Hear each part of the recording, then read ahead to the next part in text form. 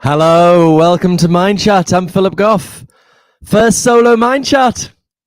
No Keith. What are we going to do without Keith? What are we going to do without Keith whittering crap in my ear all the time? I love him, really. Just joking, of course. Anyway, this isn't going to be a real full-length Mind Chat. Just wanted to share a few quick thoughts about the last Mind Chat. Not going to take too long, maybe 30 minutes. And something I forgot to say last time, as always, do like the video, subscribe to the channel and the podcast, comment, write nice reviews to help get this wonderful content, I should be more modest than I really, out to a broader audience. Okay, so what we're talking about is the last Mind Chat debate discussion with Sean Carroll and Barry Loewer. So it's a really good debate, but maybe the most heated debate of Mind Chat so far. But I thought it was really good discussion. I couldn't stop. Weekend after, I kind of couldn't stop thinking about it, and I was really motivated, some stimulated some deep thinking, which is what we're all about here. And so I came to the conclusion, I think I made two mistakes in the debate. So I want to share that. I think I kind of made two mistakes. But overall, having reflected on those mistakes, I actually do feel sort of more confident about my overall argument after that. We are live, aren't we, everybody? Yes. So anyway, okay, so I'll just 10 or 15 minutes, I'll just share these thoughts.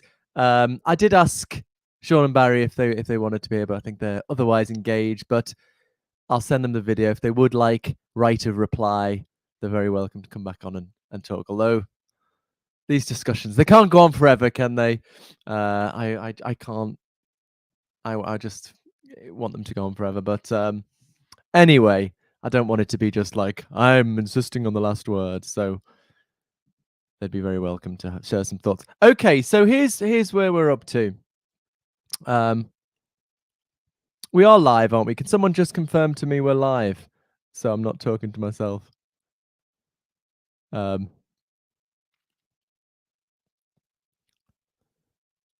we live? Someone just want to say in the comments? Yes, Queerdo, thank you very much. Okay, so just a quick reminder of the last topic. So we're discussing strong emergentism. I'm inclined to think that there are significant philosophical grounds to accept that consciousness is strongly emergent, in the sense that when it emerges, it either creates new fundamental laws or modifies old laws. The universe runs a little bit differently when biological consciousness emerges. I should say, as a panpsychist, I think consciousness is always already there at the level of fundamental physics, but when biological consciousness emerges, the universe runs a little bit differently. We haven't got, we're not going too much into why I think that. I mean, it starts with the familiar arguments against a materialist reduction of consciousness. I would start with the knowledge argument, although I think you need a few more steps. But of course, that leaves open a kind of panpsychist reduction. I am open to a sort of panpsychist reduction of our sensory experience, our experience of colors, sounds, smells, tastes.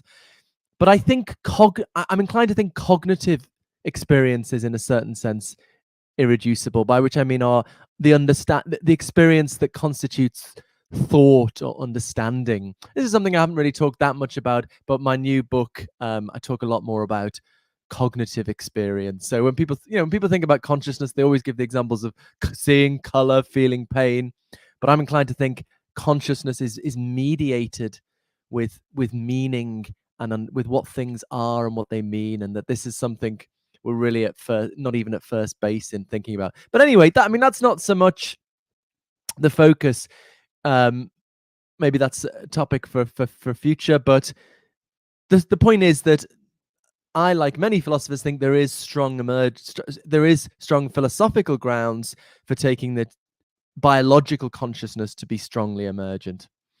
Okay, and then Sean offers this physics-based response to that. So he thinks we have good reason to accept the core theory is the correct and complete theory of the matter in our bodies and brains, and then thinks that this gives a strong reason for thinking there is no strong emergence in the brain. So the core theory being the standard model of particle physics plus the weak limit of general relativity.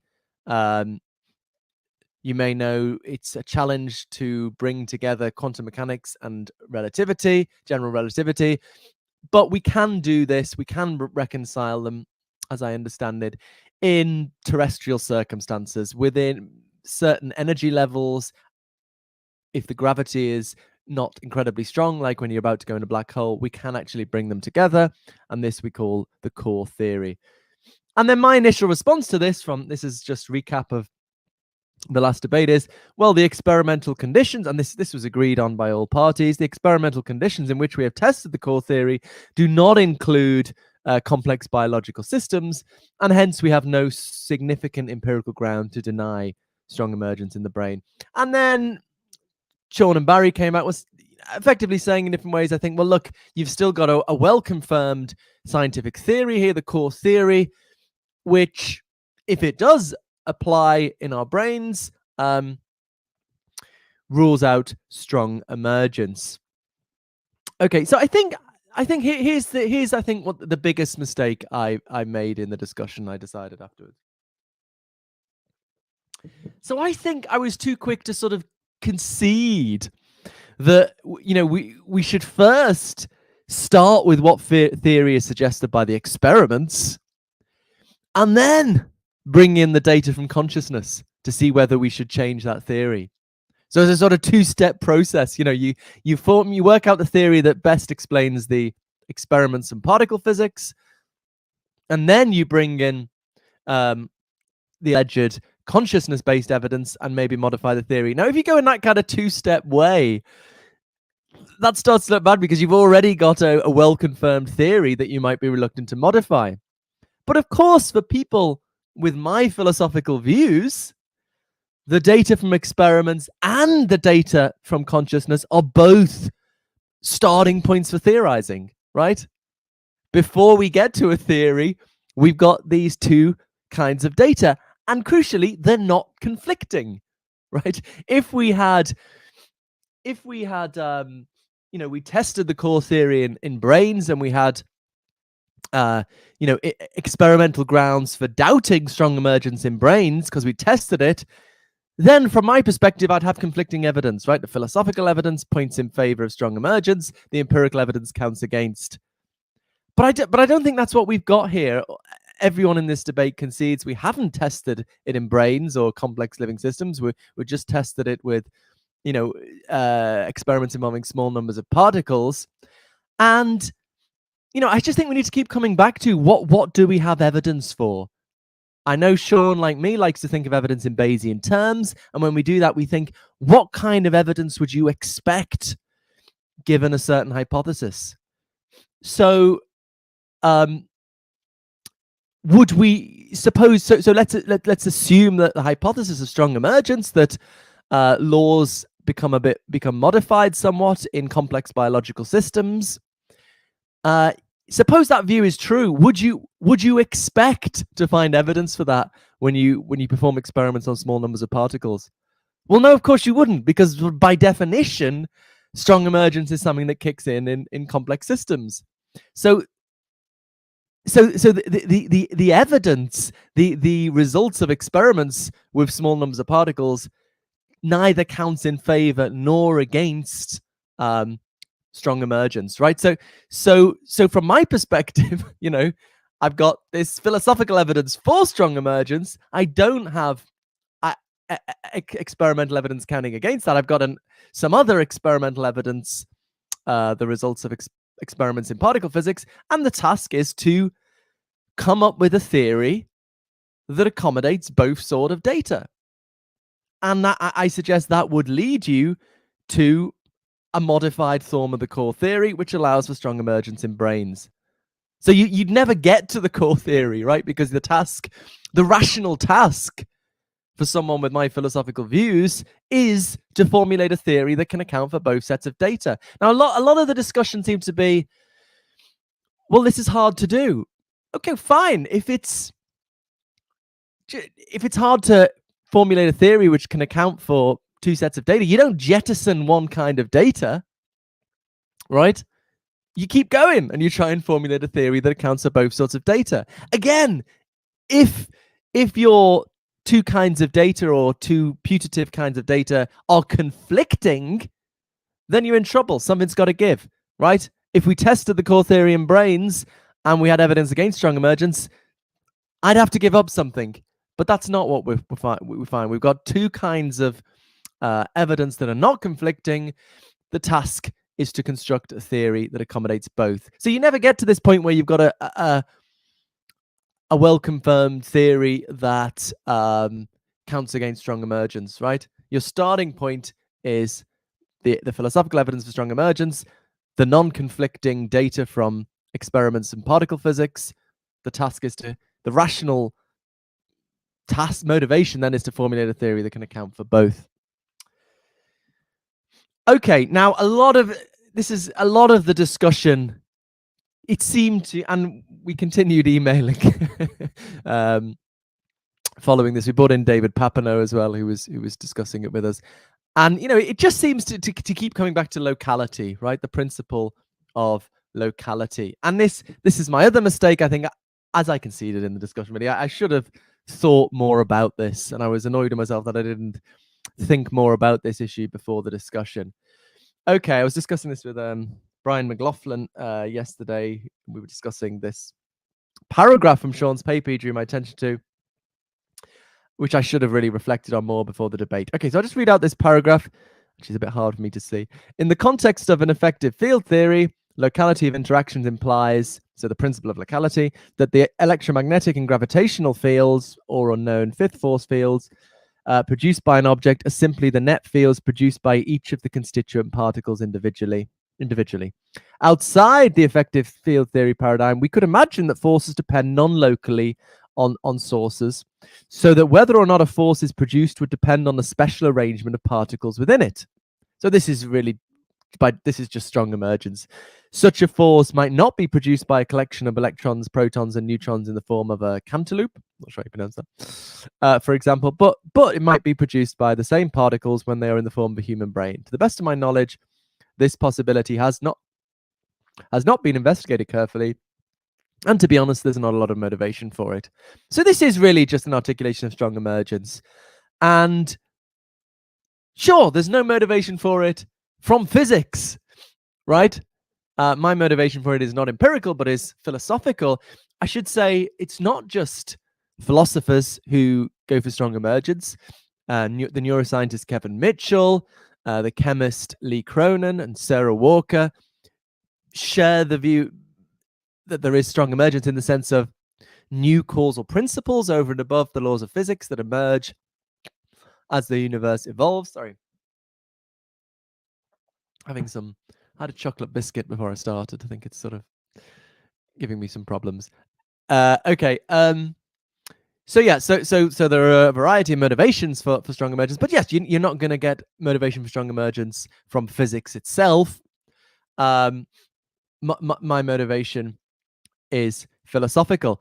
But now, if like me, you do think there is philosophical grounds for accepting strong emergence, then from the off, you are not going to you're not going to have any rational grounds at all to go for a principle of locality, which is pretty much by definition inconsistent with strong emergence, right? If if your starting point is evidence for strong emergence, other non-conflicting experimental evidence, what am I going to go for? You're not going to go for a theory which commits to locality. You might hold that locality holds in a certain limited domain of applicability in the circumstances where there isn't strong emergence, but it's obviously not. There's going to be no rational motivation to adopt principle of locality. So again, the rational task will be to account for both sources of data. Now, so I can't really see there's any force here that counterbalancing the alleged philosophical evidence for strong emergence. Of course, we could. Well, let's hold that thought. Now, in the email discussion following, Sean sort of developed this objection a little bit, going beyond, I think, what is in the paper, and saying, well, these kind of violations of locality may entail faster than light signaling. And that might start to get a bit worrying. If we have to give up relativity, special relativity, then okay, this might start to look a bit worrying. But I'm not yet seeing why that would have to be. So it could be that macro level consciousness strongly emerges, not instantaneously. Okay, so just let me say, actually, before I get to my response, how I think Sean is. I'm going on too long, aren't I?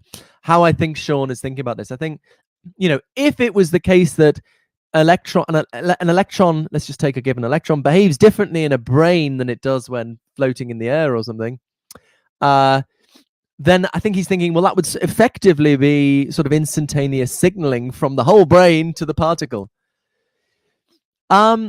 But I don't think we need to think about it that way, right? You don't have to think that consciousness strongly emerges instantaneously. It might emerge period of time P after a certain period of time, let's call it P, after the relevant configuration weakly emerges, where P is the time it'd take for light to get round the system.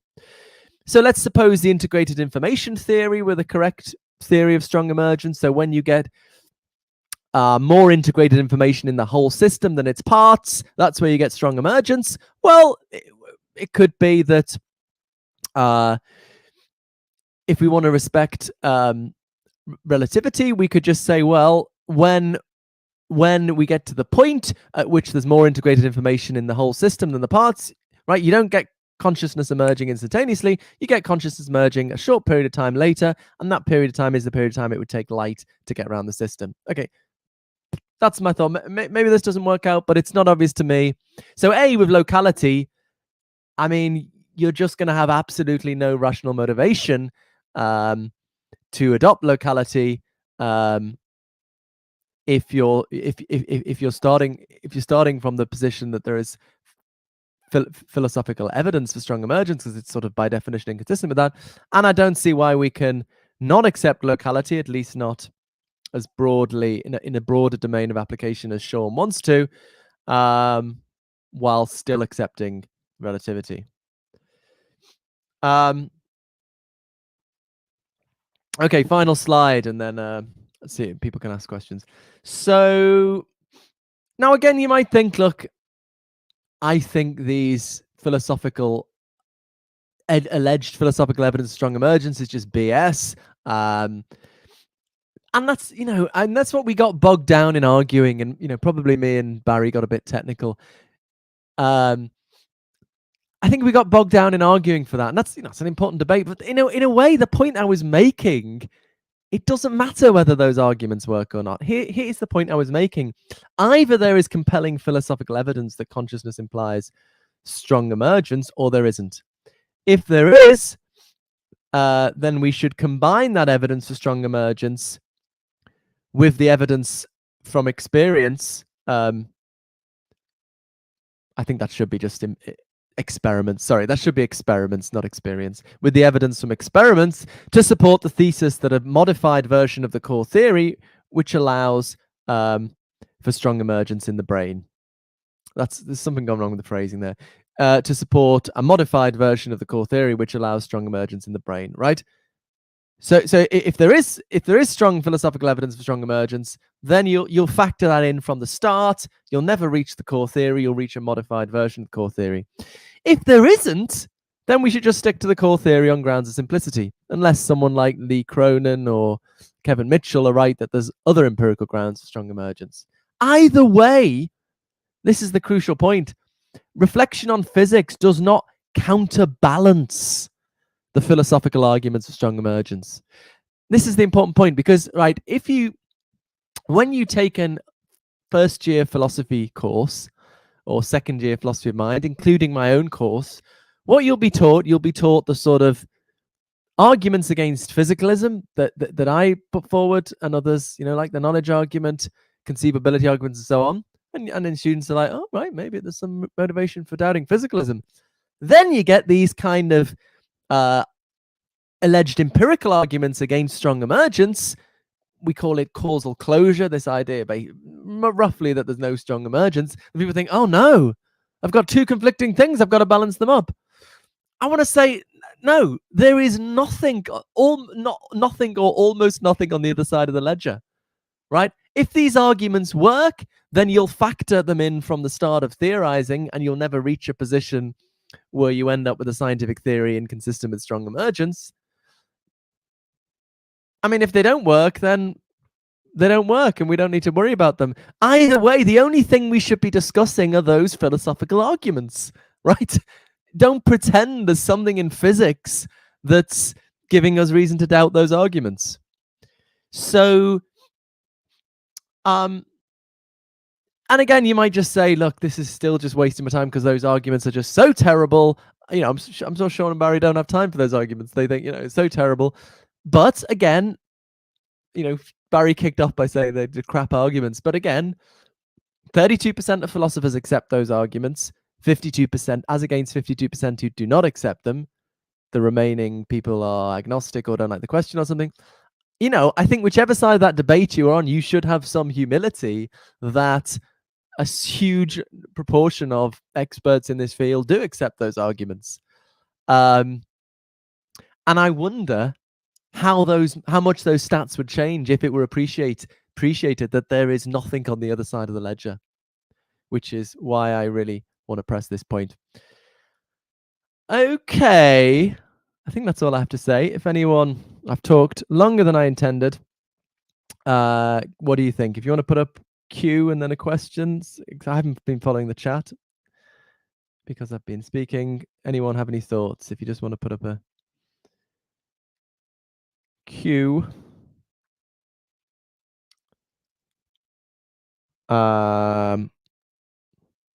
Guido, agreed completely, Philip.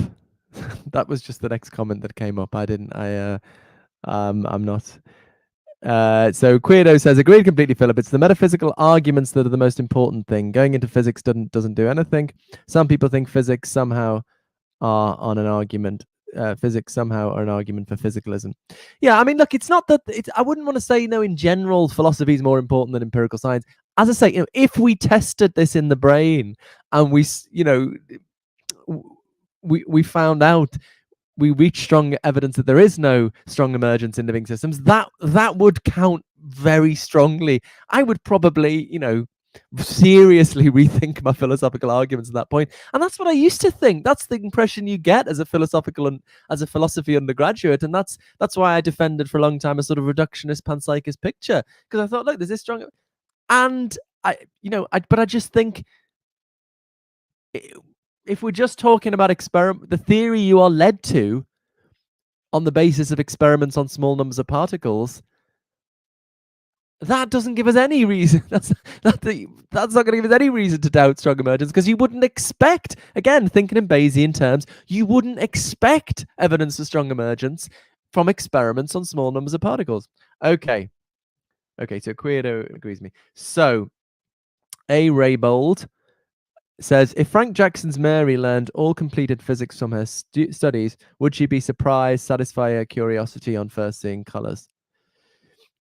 Okay, well, this is, I mean, seems to be the argument I was having with Barry. So as I said, I think we kind of got too bogged down in the arguments, the philosophical arguments for strong emergence. I mean, my starting point is the knowledge argument.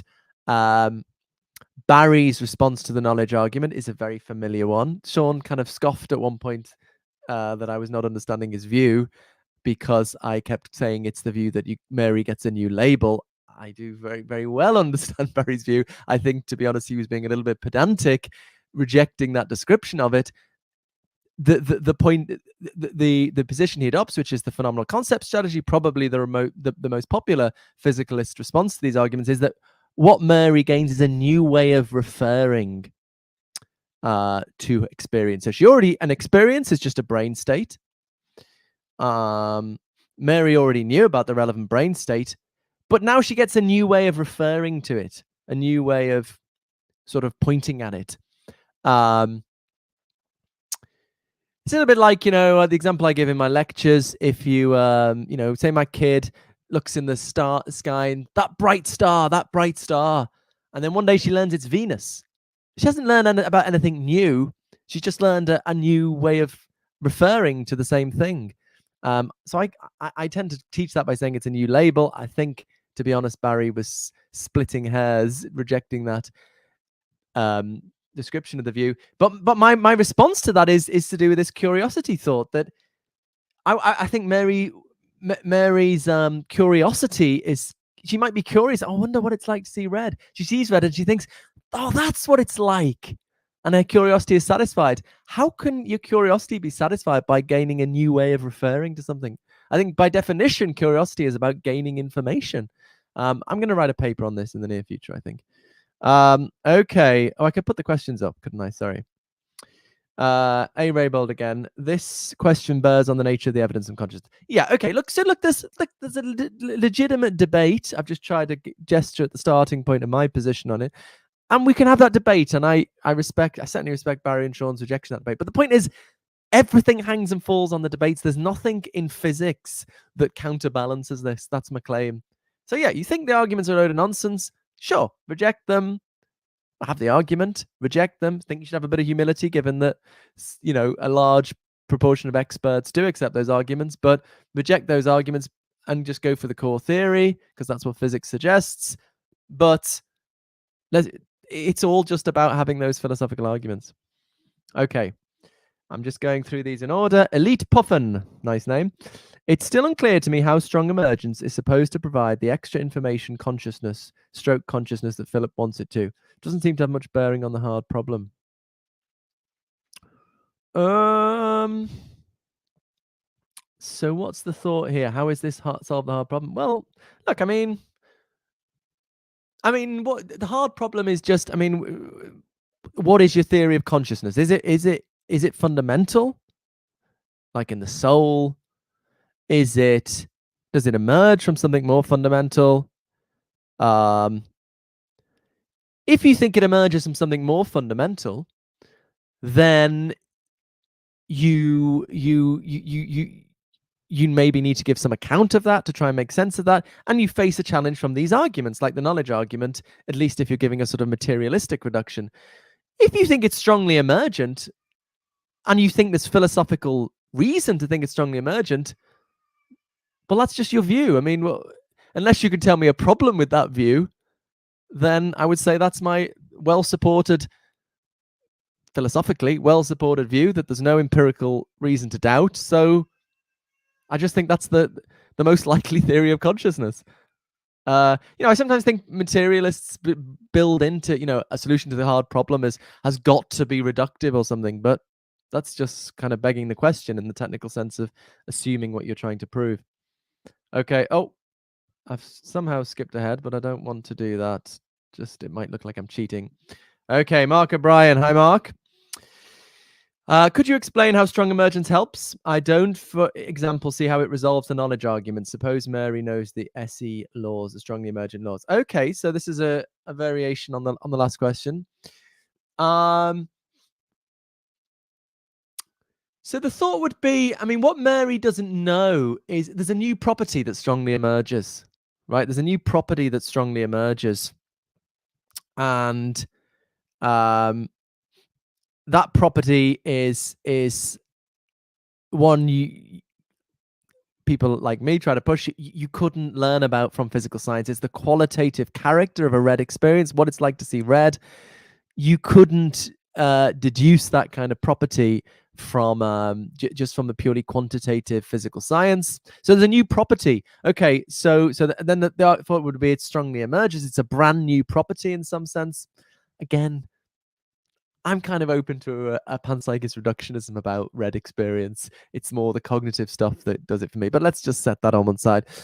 So Mark's point is, what she could know the strongly emergent laws. Okay, well, in what sense? She could know that, like, strong emergence occurs when you have more integrated information in the whole and the parts or something. She could know that. And she still wouldn't know the nature of the property that the the qualitative character of the experience. She might have some way of finding that out.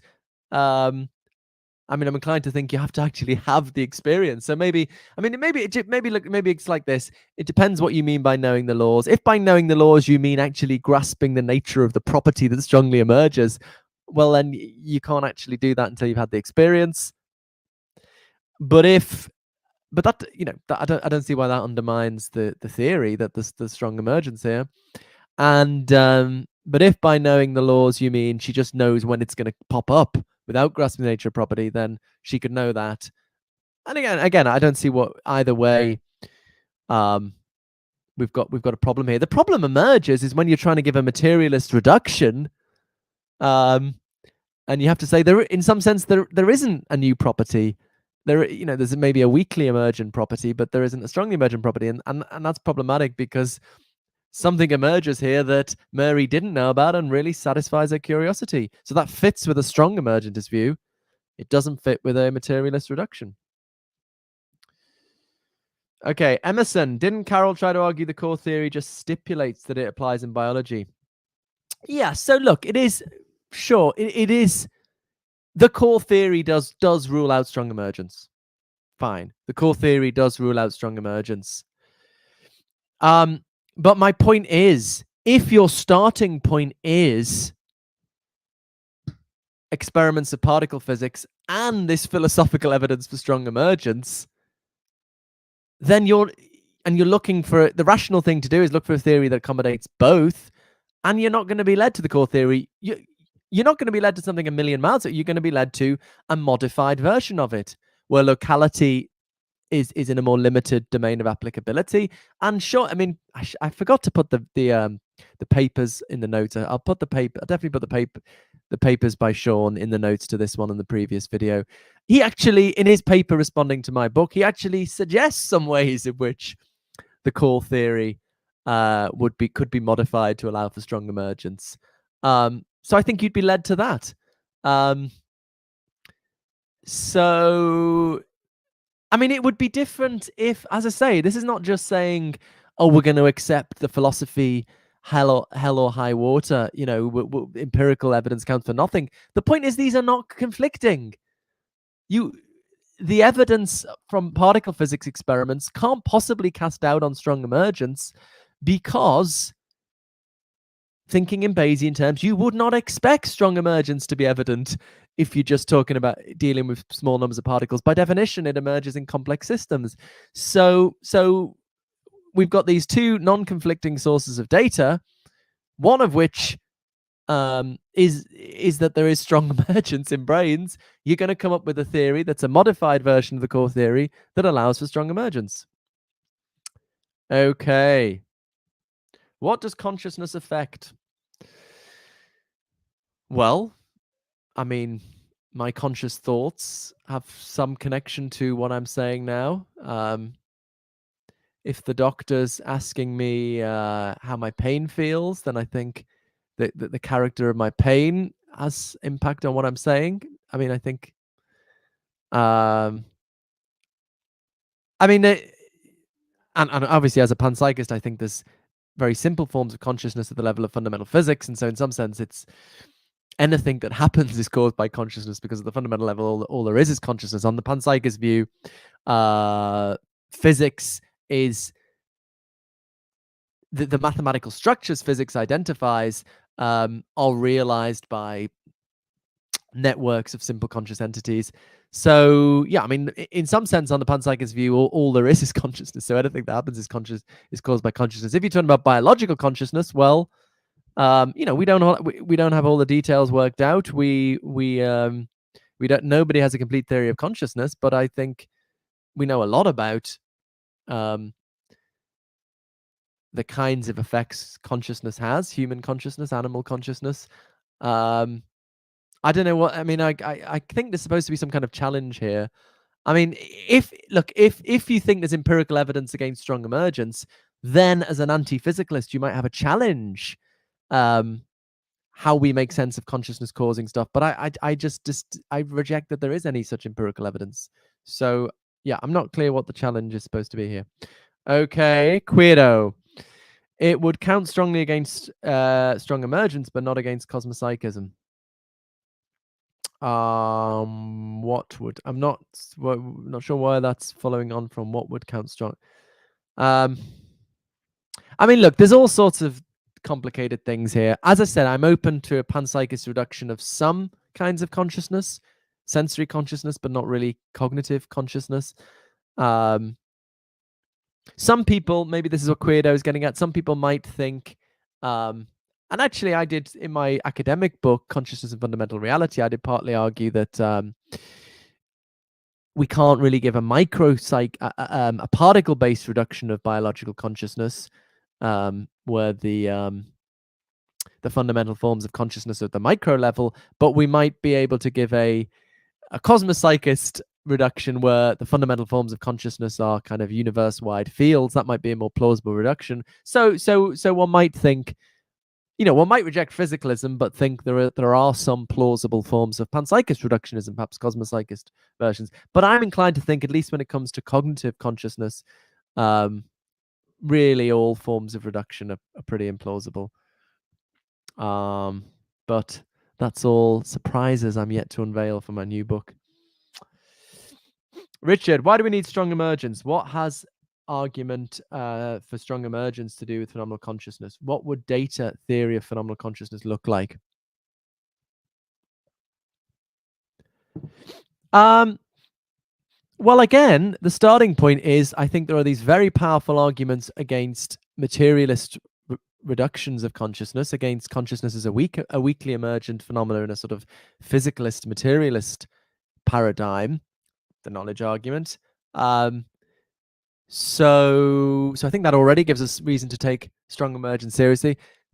It's complicated because there might be alternative panpsychist reductions, but I think there are also already some problems with that, which at least when it comes to cognitive experience. But I mean, fair enough. I haven't gone into that here. I mean, look, here's another. I mean, suppose you thought that. Come to libertarian free will again. Suppose you thought there was a really good philosophical argument for libertarian free will. I think you'd be in the same position. People think there's all sorts of there's really strong. I mean, well, there's Sabine Hossenfelder's video where she talks about physics disproves libertarian free will. I think for the same reasons, no, it doesn't. If your starting point is, I've got this really strong philosophical ground for believing in libertarian free will. I'm not saying I do, but suppose you did. And then you've got the evidence from particle physics. Nothing in particle physics. I mean, nothing in the experiments. I've got to distinguish the theory from the experiments. Nothing in the experiments on small numbers of particles either support or disconfirm libertarian free will, because libertarian free will obviously is only going to emerge at high levels of complexity. And if your starting point is strong philosophical grounds for libertarian free will and particle experiments of particle physics, you're going to be led to a modified version of the core theory, which accommodates both of these things. Things are slightly more complicated with libertarian free will, actually. It's a little bit unclear whether conservation of energy would be a problem there if you're having sort of something spontaneous rather than totally law governed. But look, there's a nuanced point here I'm trying to get across, and it's always hard to get I'm just saying, if you have philosophical grounds, which I do, but the point is, if you have strong philosophical grounds, there's nothing in physics to counterbalance that, right? That's the and that's important, because I think a lot of philosophers think, oh, there's these philosophical arguments, strong emergence, but then physics, oh my god, there is nothing on the other side of the ledger. Which data would what would a theory of phenomenal consciousness look like? Oh, sorry, I'm pressing the wrong thing. I was trying to go into the next comment. Well, look, I mean, look at my paper. How exactly does panpsychism explain consciousness on my website? Get back to me if there's any problems with it. Chalmers' master argument deals with PCS very well. Oh, I'm actually, thanks, Credo. I'm actually not. This is the difference. Me and David Chalmers are on the same side, but I actually don't totally buy his arguments as we discussed when we had him on Mind Chat. Well, let's not get in. We could talk another time about why I don't think Chalmers' master argument works, but I give slightly different arguments. This satisfying curiosity point being a new one. Well, let's sort of builds on my old ones, sort of. Okay, Navid asks, consciousness seems to be emergent. Strong versus weak. Emergence's definition is what defines what type of emergence emerges in the brain. Yeah, that's it. I think, everyone would accept consciousness is emergent in some sense. There are some people that panpsychist Siddharth, who thinks actually my consciousness is the consciousness of a particle, and in ingenious ways defends that view. I guess Leibniz had something like that view, his monads. But I said, almost everyone would think, yeah, consciousness is emergent in some sense. The question is weak or strong. I think there's good philosophical evidence for strong, and I don't think anything in particle physics cast doubt on that. James, question: are there specific authors' pieces you would direct someone to on the empirics of whether there is strong emergence in general? Well, as an empirical question, I think, as I say, neuroscientist Kevin Mitchell, Lee Cronin. I mean, me and Sean were at a conference the week before last, run by Paul Davies, physicist, where Lee Cronin and Sarah Walker were talking about their work, which, if I'm understanding it correctly, does involve some kind of strong emergence, that new causal principles emerge as the universe evolves, something I'd like to talk to them about more. Someone I've mentioned a lot as well, Martin Picard from Columbia, who works on mitochondria in the brain and thinks we should understand them as sort of irreducible social networks rather than reducible to underlying chemistry and physics. So, as an empirical question, our first Mind Chat with Tim O'Connor is probably the philosopher who's worked most on strong emergence, and he has a dualist view of strong emergence. But yeah, my view would, it's outside of my skill set to assess these empirical arguments. My motivation is philosophical. This is going on longer than I intended, but I definitely have to finish in a few minutes, I think. If physicalism is too much fun talking about these things. If physicalism is considered out of touch by the naive folk, and if that contingency of experts consistently evidences borderline pathological conclusions of evidence or language gaming, then I'm not totally sure what you're getting here. I think you're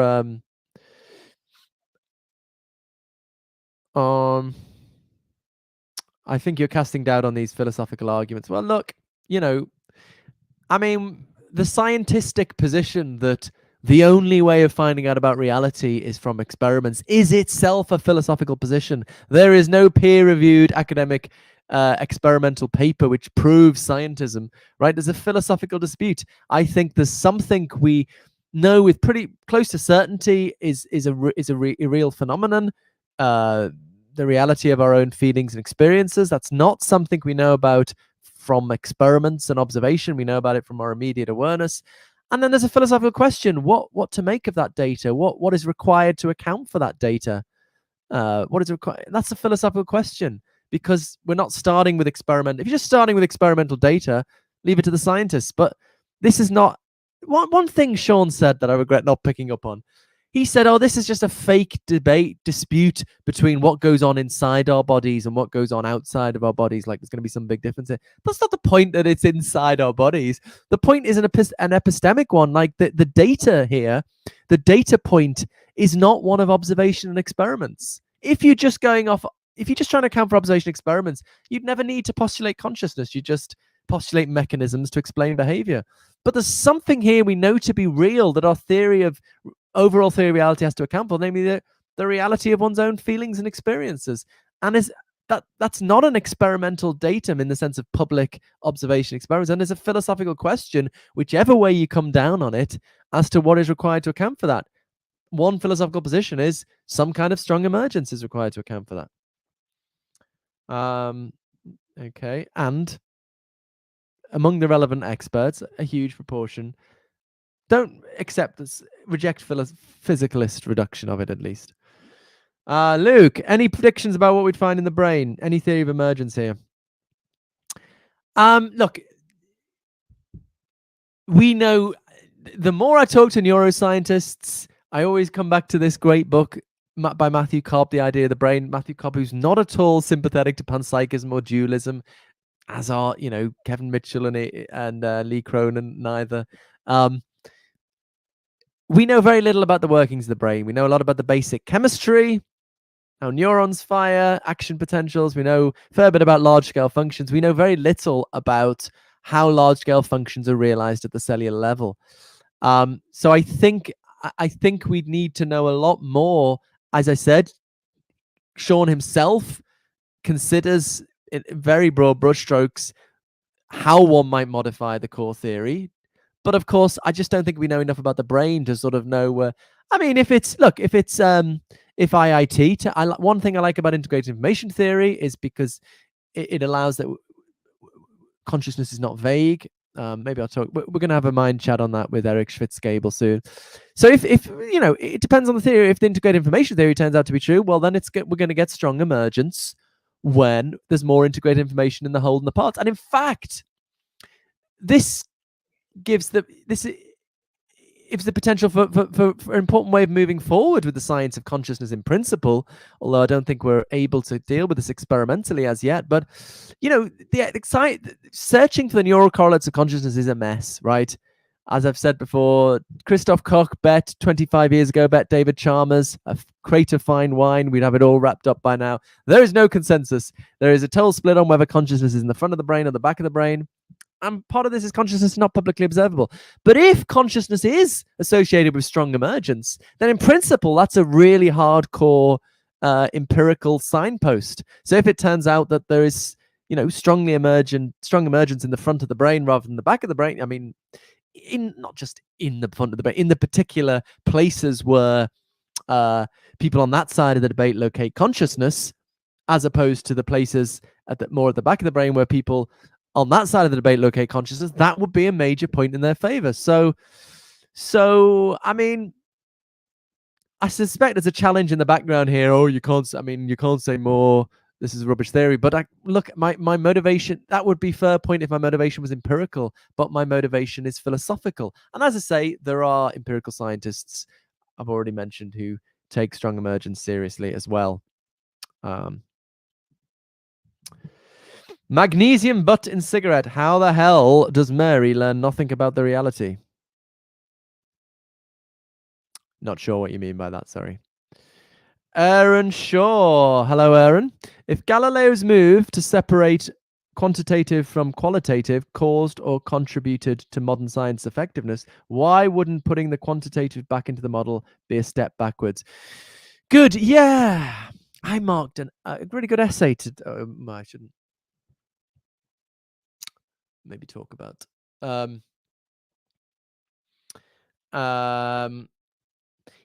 Yeah, look, I'm actually maybe changing. I'm preparing for this debate with Anil Seth about the 4th or 5th debate in Liverpool this Friday with also the Rowan Williams, the former Archbishop of Canterbury. Quite excited about this. It's going to be on the Unbelievable channel. But I'm rethinking. I mean, so look, the subtitle of my book is Towards a New Science of Consciousness. And I'm thinking, I mean, there are two ways of doing this. We can either have a more expansive conception of science, or you can just say, well, look, science is one thing, dealing with public observation experiments, but we need philosophy as well. And because there are things we know to be real that aren't known on the basis of public observation experiments. So I'm thinking maybe taking that line more now, just saying, look, pressing, maybe, I mean, this is just a terminological issue, whether we move to a more expansive conception of science or whether we stick to our limited conception of science, but just say, look, we need to take philosophy more seriously in theorizing about the nature of reality. But in either case, look, Aaron, every time I do a talk for scientists, there was this conference a couple of weeks ago. There's always the frustration. Oh, but it's going to be really imprecise. It's going to be harder to establish with it if we're just reasoning rather than doing experiments. I get all that. It is going to be less satisfying, but you either pretend consciousness doesn't exist or you deal with it. And because consciousness is not publicly observable, it can't just be the whole story is science as usual. Sadly, I would like it if it was. I wanted logical positivism to be true, but we realized 70 years ago it wasn't, sadly. But because no one takes philosophy seriously, we kind of go around in these circles of revisiting positivism. Oh, look, I've gone. I'm trying to do the comments in order, but I'm really gonna have to go. I have to let's make the next one the last question. I'm just trying to find oh, here we go.